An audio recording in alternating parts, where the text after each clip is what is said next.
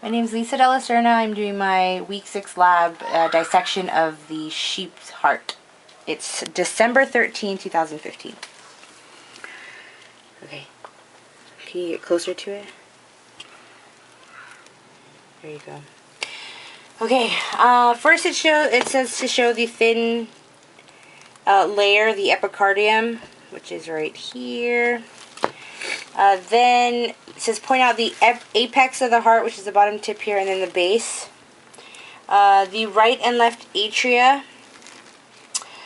Is the blood in the right atrium oxygenated or deoxygenated? It's deoxygenated. The blood in the left atrium, would be oxygenated.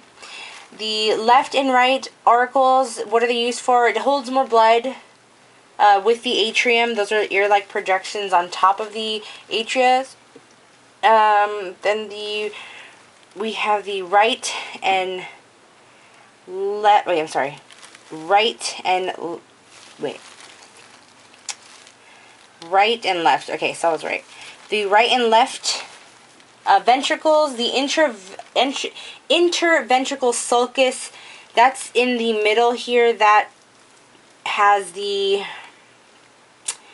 what is it? It says what major blood vessels are found in the sulcus. The coronary artery holds the coronary sinus for venous blood. The pulmonary trunk is here. You can't really see, but this would be the trunk. Where is the blood in this vessel going? It's coming out of the right ventricle. It goes from the right ventricle to the lungs, and it's deoxygenated blood. The aorta, which is right here, because this is the pulmonary trunk, but here's the aorta. This goes from the blood from here in this vessel is going to the rest of the body for systemic circulation, and that's oxygenated blood. The ascending aorta would be the other side, which I don't have on this heart. The aortic arch would have 3 major vessels, and that would be the brachiocephalic, the left common carotid, and the left subclavian, but they're not here.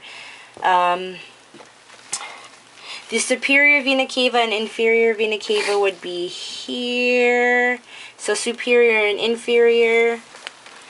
The coronary sinus, it says, where is the blood in these 3 vessels going? Which chamber? It's coming from the right atrium. It's coming from the right atrium.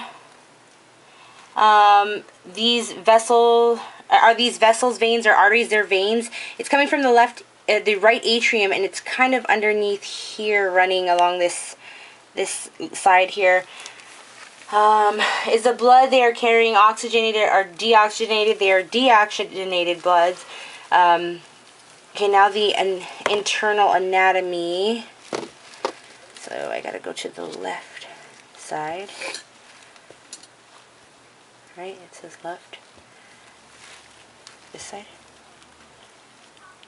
This is the front. So this is the back side. So here.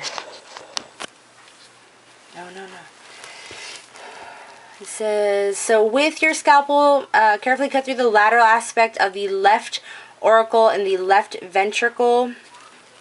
So for looking here, and this is your base and apex, the left would be here.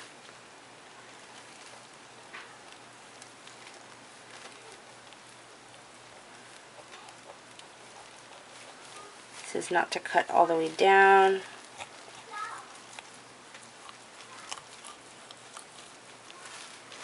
Let's see if that's good enough.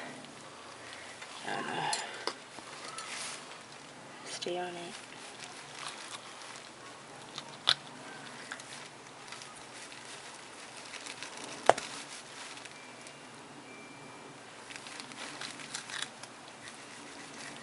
Okay, let's see. Okay. Do we need the light on here better? Okay, go ahead, bring it.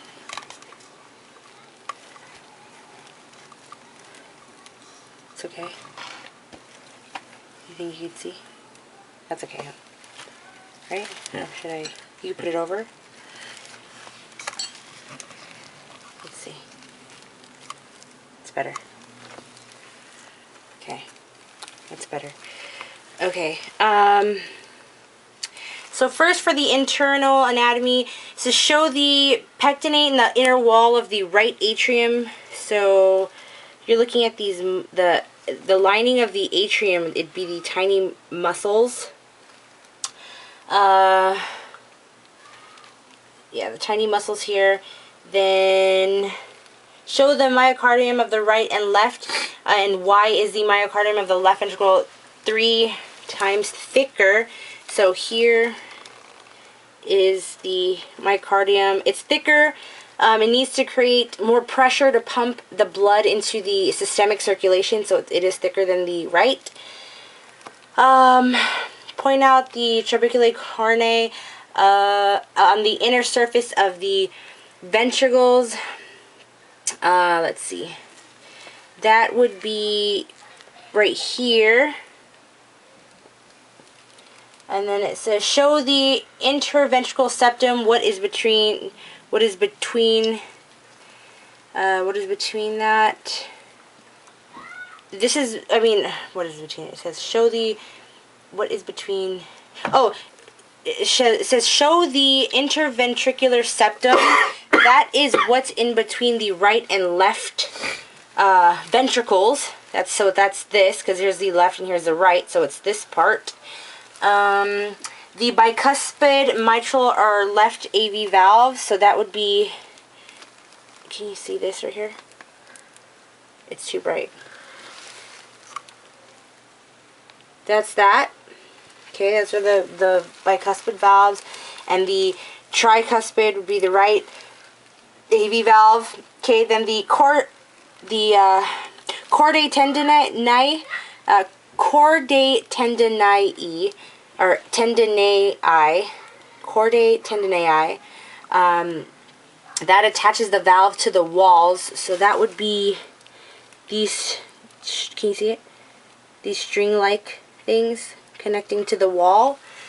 The cusp of the valves, again, that would be up here. That's these white thin sheets looking.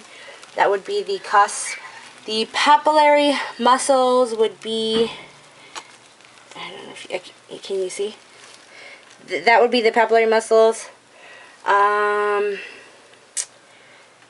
What's next? The pulmonary semilunar valve and the aortic semilunar valve would be, I can't see, would be up here at the top. That would be the half crescent or half moons opening to the aortic valve and the pulmonary valves.